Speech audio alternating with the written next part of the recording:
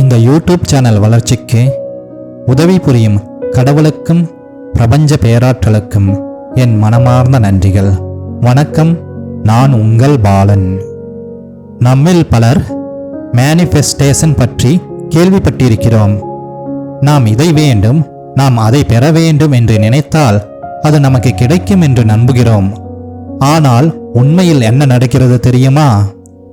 அறிவியல் ரீதியாக பார்த்தால், குறிப்பாக குவாண்டம் இயற்பியல் பார்வையில், நாம் எதை நினைக்கிறோம் என்பதற்கு மேலாக நாம் எந்த நிலையில் இருக்கிறோம் என்பதே முக்கியம். நாம் வேண்டும் என்று நினைக்கும் அந்த நொடியில் நம் மனம் ஒரு குறைபாட்டை ஒப்புக்கொள்கிறது. அதாவது, எங்களிடம் இது இல்லை என்று நாம் சிக்னல் அனுப்புகிறோம். குவாண்டம் புலம் ஒரு கண்ணாடி போல செயல்படுகிறது. நாம் உள்ளே உணர்வதை அது வெளியில் பிரதிபலிக்கிறது. அதனால்தான் மேனிஃபெஸ்டேஷன் சில நேரங்களில் பின்னோக்கி வேலை செய்கிறது போல் தோன்றுகிறது. நாம் விரும்புவதை அல்ல, நாம் உணர்வதை நாம் ஈர்க்கிறோம். ஆன்மீக ரீதியாக சொன்னால், நாம் வேண்டும் என்று கேட்கும்போது நாம் பிரபஞ்சத்திடம் ஒரு குறைபாடு நிலையை உறுதிப்படுத்துகிறோம். ஆனால் நாம் எங்களுக்கு இது ஏற்கனவே உள்ளது என்று உணர ஆரம்பித்தால் அதே நேரத்தில் நம் அதிர்வெண் மாறுகிறது.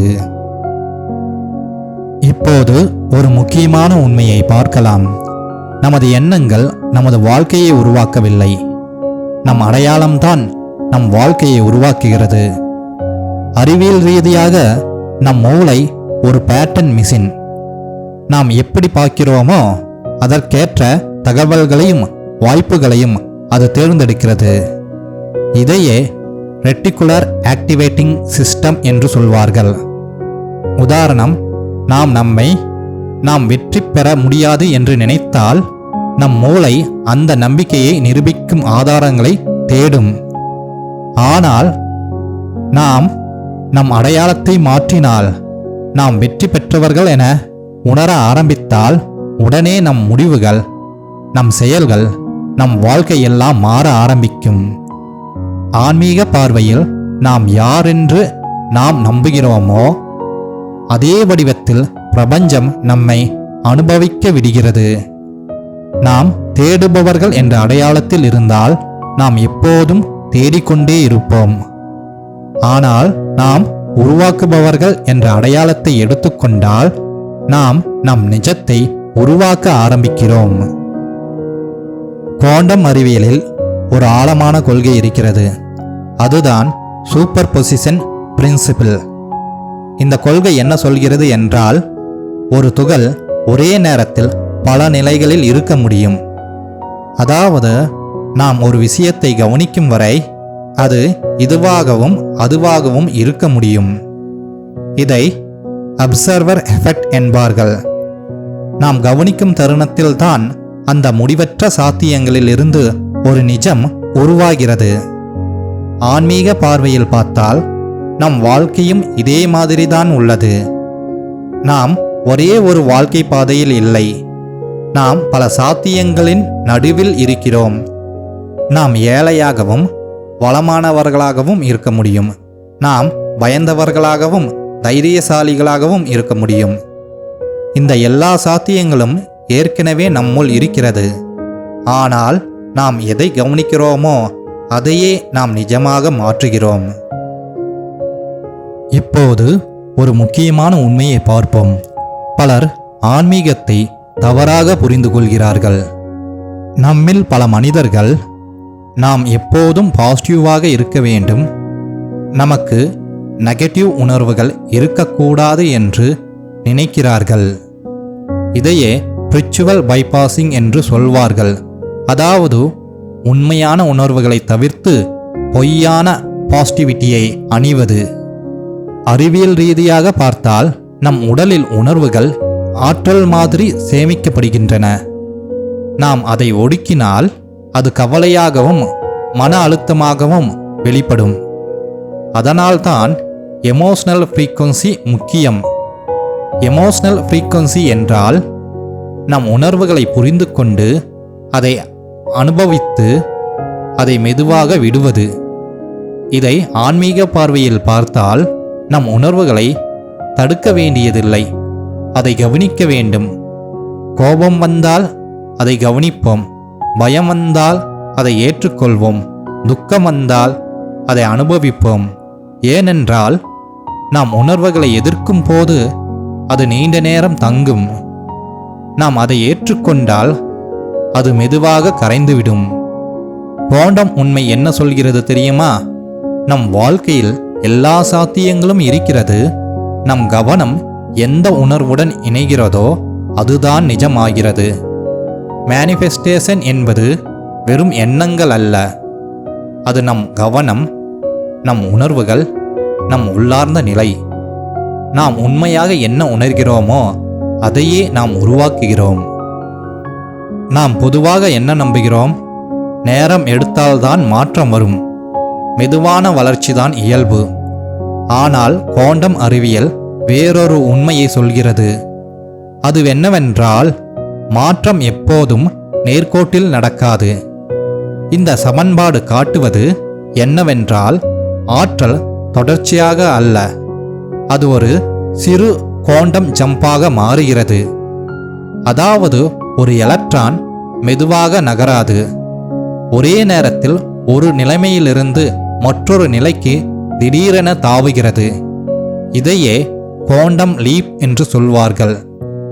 ஆன்மீக பார்வையில் பார்த்தால் நம் வாழ்க்கையிலும் இதே நடக்கிறது.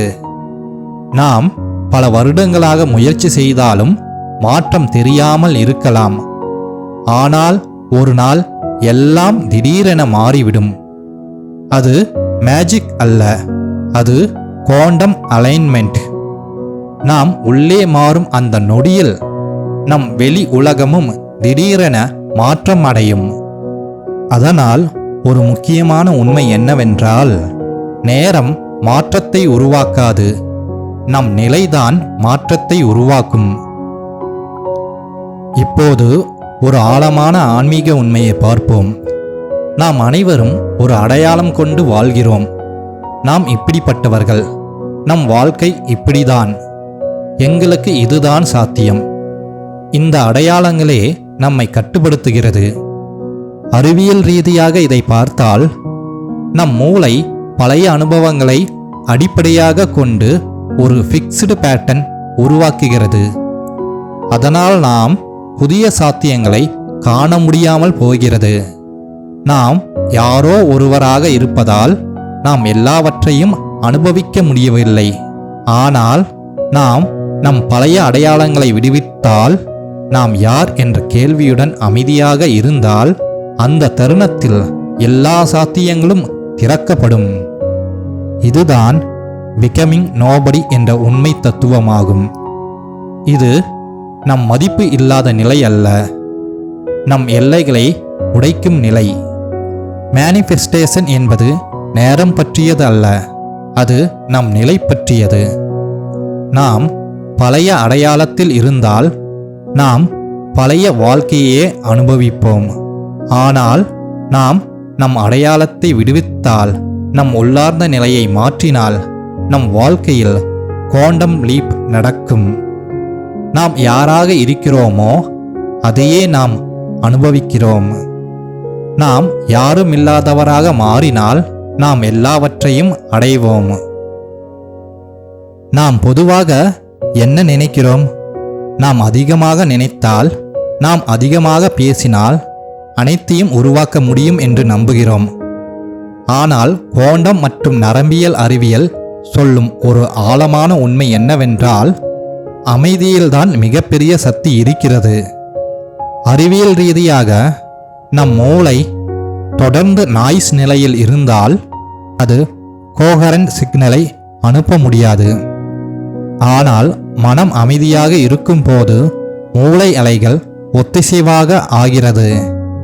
இதனால் நாம் அனுப்பும் சிக்னல் தெளிவாகிறது. ஆன்மீக பார்வையில் அமைதி என்பது வெறும் சத்தமில்லாமல் இருப்பது அல்ல, அது படைப்பின் மூலநிலை. நாம் உள்ளே அமைதியாக இருக்கும்போது பிரபஞ்சத்தின் அடிப்படை அதிர்வெண்ணுடன் நாம் இணைகிறோம். அந்த நிலையில் நாம் வேண்டுவது மட்டும் அல்ல, நாம் உருவாக்க ஆரம்பிக்கிறோம். அதனால்தான் அதிக சிந்தனை படைப்பாற்றலை தடுக்கிறது. ஆழமான அமைதி படைப்பாற்றலை தொடங்குகிறது. நம்மில் பலர் இவ்வாறு நினைக்கிறார்கள். நாம் ஒருவர்தான், நம்மால் உலகம் எப்படி மாறும்? ஆனால் அறிவியல் இதற்கு ஒரு வித்தியாசமான பதில் தருகிறது. மனிதர்கள் அனைவரும் தனித்தனி இல்லை. நாம் ஒரு இன்டர்கனெக்டட் சிஸ்டம். நரம்பியல் மற்றும் குவாண்டம் கோட்பாடுகள் சொல்லுவது என்னவென்றால், நம் சிந்தனை மற்றும் உணர்வுகள் நம் உடலை தாண்டி ஒரு புலமாக பரவுகிறது. ஆன்மீக பார்வையில் பார்த்தால் இதையே கலெக்டிவ் கான்சியஸ்னஸ் என்று சொல்வார்கள். நாம் அமைதியாக இருந்தால் அமைதி பரவுகிறது, பயத்தில் இருந்தால் பயம் பரவுகிறது, அன்பில் இருந்தால் அன்பு பரவுகிறது. ஒரு ஆழமான உண்மையை நாம் புரிந்து கொள்ள வேண்டும்.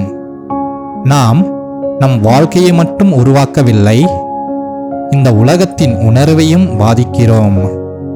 அதனால் நாம் நம்மை மாற்றும் போது நாம் உலகத்தையும் மாற்றுகிறோம். மேனிஃபெஸ்டேஷன் என்பது வெளியில் மட்டும் நடப்பதில்லை. அது நம் உள்ளார்ந்த அமைதியில் தொடங்குகிறது, நம் அதிர்வெண்ணில் வெளிப்படுகிறது, அது உலகத்தில் பரவுகிறது. நாம் அமைதியாக இருந்தால் நாம் சக்தி வாய்ந்தவர்களாக மாறிவிடுகிறோம். நாம் நம்மை உயர்த்தினால் நாம் உலகத்தையும் உயர்த்துகிறோம். நாம் ஒரு மனிதர் மட்டுமல்ல, நாம் ஒரு அதிர்வெண். நாம் ஒரு வாழ்க்கை மட்டுமல்ல, நாம் ஒரு தாக்கம். இந்த சேனலில் மனித வாழ்க்கையை அடிப்படையாக கொண்ட ஆன்மீக சிந்தனைகளும் பிரபஞ்சத்தை அடிப்படையாக கொண்ட அறிவியல் கருத்துக்களும் இடம்பெறும். இந்த சேனலில் வெளியிடப்படும் அறிவியல் மற்றும் ஆன்மீகம் சம்பந்தமான வீடியோக்கள் உங்கள் மனதில் நேர்மறை எண்ணங்களை உருவாக்கும், உங்கள் ஆற்றலை அதிகரிக்கும். உங்கள் எண்ணங்கள் மற்றும் ஆற்றல்கள் உயர்ந்தால் உங்கள் வாழ்வு வளமாகும். எனவே இந்த சேனலுடன் தொடர்ந்து இணைந்திருங்கள். இந்த வீடியோ பற்றிய உங்கள் கருத்துக்களை கமெண்ட்ஸில் குறிப்பிடுங்கள். இந்த வீடியோவை லைக் மற்றும் ஷேர் செய்து நேர்மறை ஆற்றலை பரப்புங்கள். மேலும் நமது யூனிவர்ஸ் சயின்ஸ் ஸ்பிரிச்சுவல் தாட் என்ற சேனலை சப்ஸ்கிரைப் செய்து பிரபஞ்ச பேராற்றலுடன் இணைந்திருங்கள். நன்றி.